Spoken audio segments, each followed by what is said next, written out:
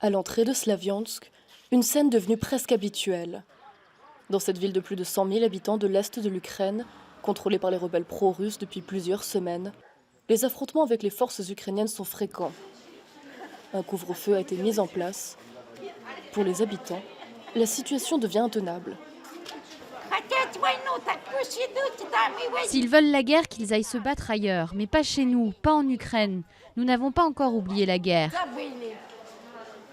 La date du 9 mai arrive et nous pleurons tous toujours. Depuis plusieurs jours, la gare ne fonctionne plus. Les trains sont à l'arrêt, provoquant l'inquiétude de la population.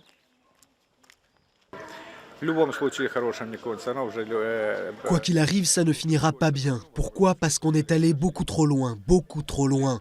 Et ce n'est pas bien, c'est le peuple qui souffre avant tout.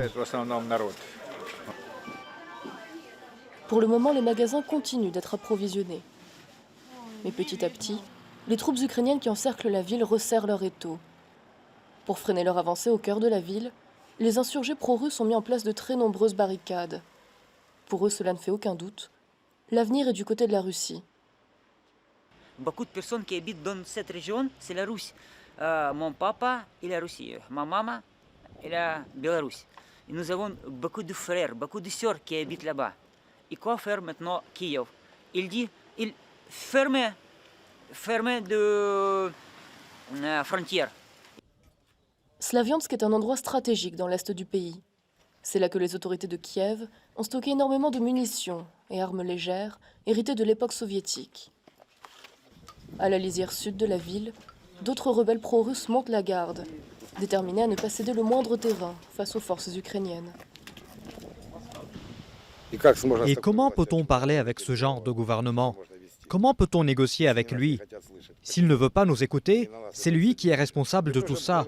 Nous sommes des gens simples, nous voulons juste vivre en paix. Malgré une relative accalmie, impossible pour autant de baisser la garde. Les combats ont déjà fait des dizaines de morts des deux côtés. À tout moment, la situation pourrait s'enflammer de nouveau dans cette ville assiégée, qui pourrait se transformer en poudrière.